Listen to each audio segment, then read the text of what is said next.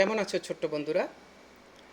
চলে এসেছি teens and shade BD চ্যানেলের প্রথম ভিডিও নিয়ে।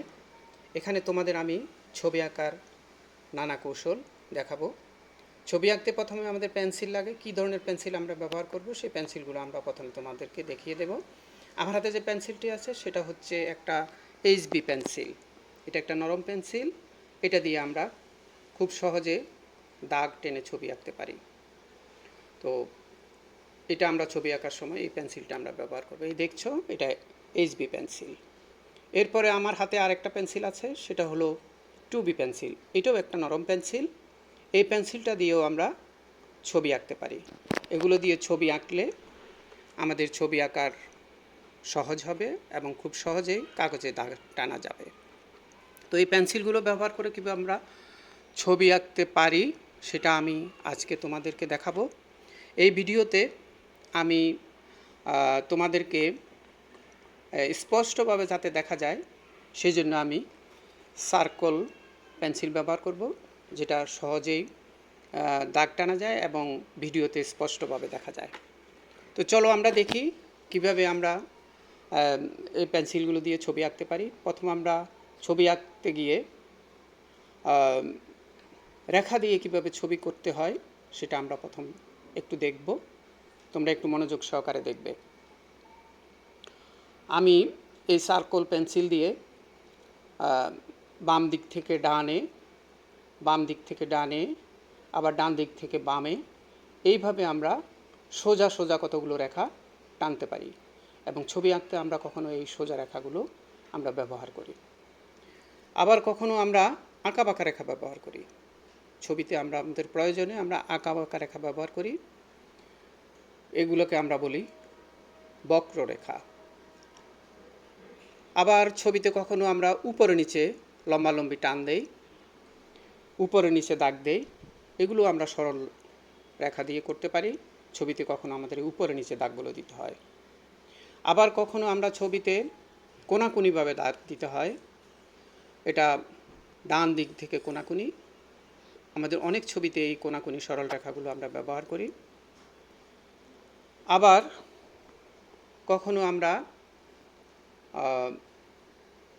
বাম দিকে কোনাকুনি রেখাগুলো ব্যবহার করি।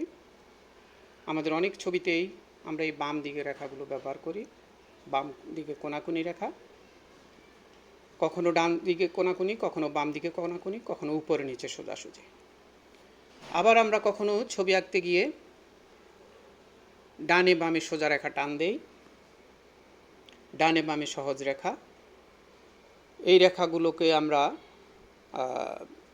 অনুভূমিক রেখা বলি। অনুভূমিক রেখা, এই ছবিগুলো দিয়ে আমরা ছবি আঁকতে পারি। এই রেখাগুলো দিয়ে আমরা ছবি আঁকতে পারি। আজকে আমি দেখাবো খুব সহজে কিভাবে এই রেখাগুলো ব্যবহার করে আমরা ছবি আঁকতে পারি। প্রথমে আমরা উপরে নিচে একটা লম্বা টান দিব, তারপর বাম দিক থেকে ডানে একটা লম্বা টান দিব, তারপর ডান দিকে কোনাকুনি, বাম দিকে কোনাকুনি, আবার বাম দিকে কোনাকুনি, ডান দিকে কোনাকুনি, ছোট্ট একটা অনুভূমিক, একটা বক্ররেখা, খুব সহজে একটা ঘুড়ি আমরা এঁকে ফেলেছি। এখানে আমরা সোজা রেখা এবং একটা বাঁকা রেখা ব্যবহার করে ছবিটা এঁকেছি। আবার আমরা কখনো যদি আমরা ঘর আঁকি তাহলে আমরা কিভাবে এই রেখাগুলো দিব। প্রথমে আমরা একটা উপরের একটা লম্বা রেখা, ডান দিক থেকে আবার ডান দিকে কোনাকুনি, বাম দিকে কোনাকুনি, আবার ছোট্ট একটা অনুভূমিক, আবার একটা লম্বা অনুভূমিক, একটা উলম্ব, একটা সোজা টান, একটা কোনাকুনি টান, আবার আরেকটা কোনাকুনি টান।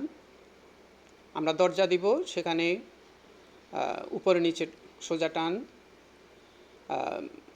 এবং পাশে সোজা টান দিয়ে আমরা জানালাগুলো খুব সহজে আমরা সরল রেখা দিয়ে করতে পারি। আমাদের জানালাগুলো হয়ে গেল। এবার আমরা ঘরের বেদি টানবো, আমরা কোনাকুনি আবার রেখা টানবো, এই দুটো রেখা টেনে আবার কোনাকুনি রেখা, কোনাকুনি, আবার কোনাকুনি। খুব সুন্দরভাবে আমরা সহজেই শুধুমাত্র সরল রেখা দিয়ে আমরা একটা ঘর আমরা এঁকে ফেলেছি। তো আমরা এইভাবেই চেষ্টা করব। এরপর আমরা একটা সরল রেখা এবং বক্ররেখা দিয়ে কিভাবে